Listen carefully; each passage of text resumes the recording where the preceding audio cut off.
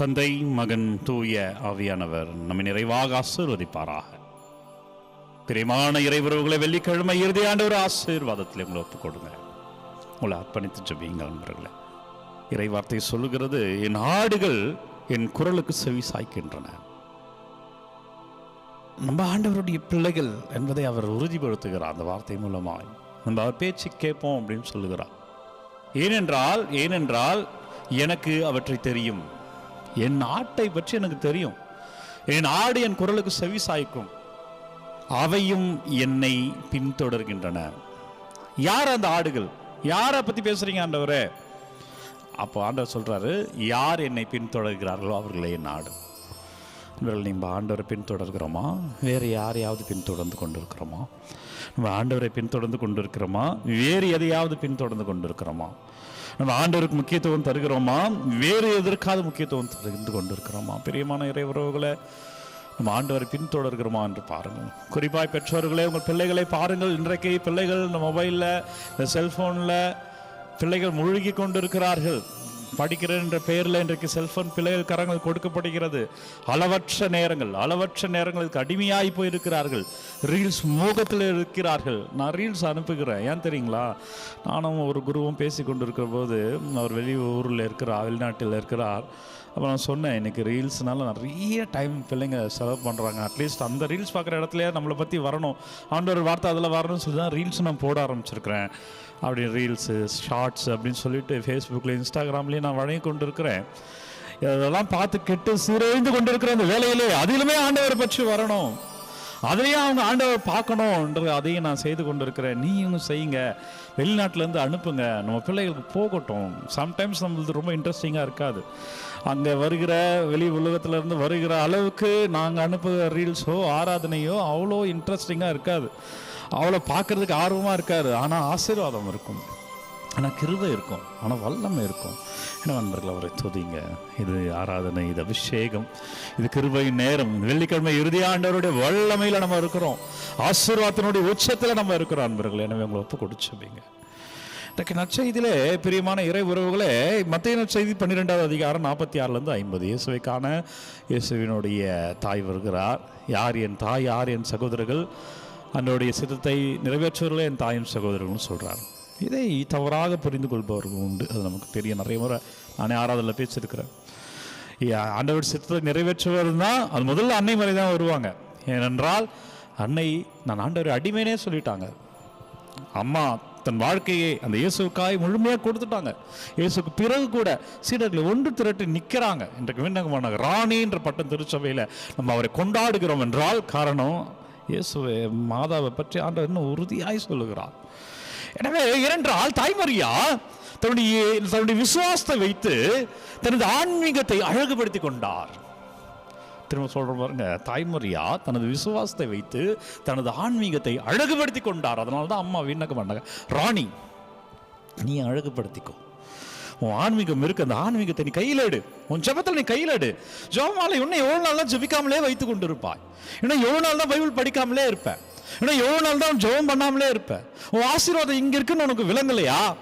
உன் அபிஷேகம் இங்க இருக்குன்னு உனக்கு விளங்கலையா? எனக்கு பிரியமான என் மகனே மகளே, போதும், எழுந்து வா, ஜெபத்துக்கு வா. ஆண்டவர் விடுவிப்பார். இந்த இடத்துல சாட்சியமாய் வைப்பார். இந்த உலகத்தின் உச்சத்தில் நீ நின்று ஆண்டவர் பற்றி பேசுகிற பாக்கியத்தை இறைவன் உனக்கு அருள்வார். எனக்கு பிரியமான இறை உறவுகளை, ஒருவன் ஒரு கோயில் கட்டினானா, கோயில் கட்டும் பொழுது அந்த கோயிலில் எந்த ஜன்னல் இல்லையா, அந்த கோயிலில் எந்த மின் விளக்குகளும் இல்லையா. ஆனால் அந்த கோயிலில் அங்கங்கே சின்ன சின்ன குழிகள் வைத்திருந்தானா. ஜபிக்கிற இடத்துலலாம் எங்கே போய் கொஞ்சம் ஜபிப்போமோ அங்கே சின்ன சின்ன ஒரு ஹோல் மாதிரி வைத்து ஒரு சின்ன குழி அங்கே வைக்கப்பட்டிருந்ததான். கோயில் எழுது பக்கத்து பிரம்மாண்டமாக இருக்குது, ஆனால் எந்த லைட்டுமே இல்லை. உள்ளே போய் பார்க்குறாங்க, இருட்டாக இருக்குது. அப்போ கேட்குறாங்க அவங்ககிட்ட, என்னங்க இவ்வளோ அழகாக கோயில் கட்டினீங்க, ஒரு விளக்கு வைக்கல, ஒரு மின் விளக்கு இல்லை, ஆனால் அங்கங்கே சின்ன சின்ன தோரங்கள் வைத்திருக்கீங்க, சின்ன சின்ன ஹோல் இருக்குது, சின்ன சின்ன ஓட்டைகள் வைத்திருக்கிறீங்க, அங்கங்கே உட்கார இடத்துலலாம் இருக்கு, என்னங்க அப்படின்ன உடனே அவன் சொன்னாராம், இங்கே ஜெபிக்க வர்றவங்களாம் ஒரு விளக்கு எடுத்துகிட்டு வரணும். அவங்க விளக்கு தான் அவங்க ஆன்மீகம். அவர்கள் ஒளியோடு அந்த ஒளியிலே அந்த ஆண்டவரை பார்க்கணும், அந்த விளக்கோடு அவர்கள் ஜெபிக்கணுன்றதுக்காக தான் நான் விளக்கே வைக்கல, நான் விளக்கலாமலே இந்த ஆலயத்தை கட்டினேன் என்று சொன்னாராம். பிரியமான இறை உறவுகளை, உங்கள் விளக்குகளை ஏற்றுங்கள், உங்கள் விளக்குகள் எரிந்து கொண்டிருக்கட்டும். நான் விளக்கு என்று குறிப்பிடுவது உங்களுடைய செபம். நான் விளக்கு என்று குறிப்பிடுவது உங்களுடைய செபமாலை. நான் விளக்கு என்று சொல்வது உங்களுடைய திருப்பலி. கோயிலுக்கு போ, கோயிலுக்கு போங்கிறதா ஆசீர்வாதம். கோயிலுக்கு போய் ஒப்புக்கொடு. எல்லாம் வல்ல இறைவன் பாவங்களை மன்னிக்கிற குருவான கரங்களை விரித்து ஜெபிக்கிற பொழுது அந்த ஆசீர்வாதத்தை நீ பெறுகிறா. அதை இழக்காத, லேட்டா போகாத. அந்த மன்னிப்பை நீ இழந்து விடுகிறா. அப்ப என்ன தைரியத்தில் நீ போய் நற்கரணை வாங்குற? உன்னை தயாரிக்காமலே போய் லேட்டா கோயிலுக்கு போயிட்டு நற்கரணை வாங்குவது என்ன தைரியத்தில் வாங்குற? நீ மன்னிப்பு பெறவே இல்லையே. எனவே தயாரிங்கள் அன்பர்களே, அதுதான் விளக்கு. நம்ம விளக்கை வைத்துக்கொண்டு அம்மா தாய்மரியா ஆன்மீகம் என்ற விளக்கை வைத்துக்கொண்டு தனது வாழ்க்கையை விசாலப்படுத்தினார் என்றால், அம்மாவினுடைய மகளாய் இருக்கிற நீ நானும், ஆண்டவருடைய பிள்ளையா இருக்கிற நீ நானும், ஆண்டவர் சொல்ற இந்த இறைவார்த்தை சொல்லுகிறார். இந்த இறைவார்த்தை நமக்கு இன்றைக்கு சொல்லப்பட்டிருக்கிறது. பிரியமான இறை உறவுகளே, என் ஆடுகள் என் குரலுக்கு செவி சாய்க்கின்றன. யோவான் 10:27 இறைவார்த்தை. என் ஆடுகள் எனக்கு செவி சாய்க்கின்றன, எனக்கும் அவற்றை தெரியும். கோயிலுக்கு வர பிள்ளைகளா ஆண்டவருக்கு தெரியும். கோயிலுக்கு வர பிள்ளைகளை ஆண்டவர் ஆசீர்வதிப்பார். ஜெபிக்கிற பிள்ளைகளை ஆண்டவர் ஆசீர்வதிப்பார். ஜெபமாலை ஜெபிக்கிற பிள்ளைகள் அம்மாவோடு சேர்ந்து ஜெபிக்கிற பிள்ளைகளை ஆண்டவர் ஆசீர்வதிப்பார். ஏனென்றால் அவை என்னை பின்பற்றுகின்றன. நீ ஆண்டவரை பின்பற்றுகிறியானா நீ ஜெபிச்சே ஆகணும். இல்லை நான் ஜெபிக்கலாம் மாட்டேன், நான் ஒரு கிறிஸ்தவ பிள்ளை, நான் கரெக்டாக இருக்கிறேன், இல்லை, நீ ஏமாற்றப்படுவ. ஜெபிப்போமா? நன்றி அப்பா வல்லவரை, நன்றி நல்லவரை, நன்றி. வெள்ளிக்கிழமை யாருக்கெல்லாம் சுகம் இல்லாமல் இருக்கீங்களோ, யாருக்கெல்லாம் எங்கெல்லாம் வலிக்கு இருக்கும் அந்த இடங்களை கரங்களை வைத்து ஜெபிங்க.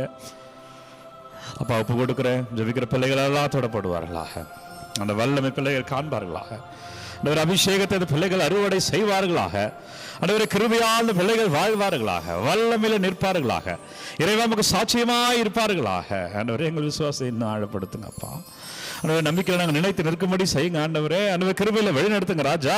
அப்பா அவங்க வல்லமையில வாழும்படியா, அபிஷேகத்தில் வாழும்படியாய், ஆசீர்வாதத்தில் வாழும்படியா, வெள்ளிக்கிழமை இறுதி ஆண்டவர் எங்கெல்லாம் சுகம் இல்லாமல் இருக்கிறீர்கள் அங்கெல்லாம் ஆண்டவர் சுகத்தை தருவாராக. ஆண்டவர் மேல நம்பிக்கையோடு சொல்கிற வல்லமையான இறைவன் நம்பிக்கையோடு ஜெபிக்கிற பிள்ளைகளை வல்லமையான இறை கிருபையிலே சுகத்தை பெற்றுக் கொள்கிறீர்கள். இறுதி ஆண்டவர் ரத்தத்தினால் கழுவப்படுகிறீர்கள்.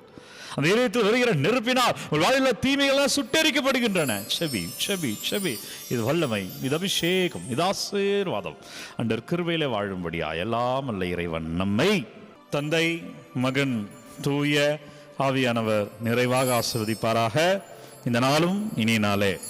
அன்பர்களே, ஒவ்வொரு நாளும் விடியற்காலை 3 மணிக்கு இந்த ஆராதனை வழங்கி கொண்டிருக்கிறோம். யாருக்கு தேவை நினைக்கிறீங்களோ அவர்களோடு பகிர்ந்து கொள்ளுங்க. God bless you. Take care.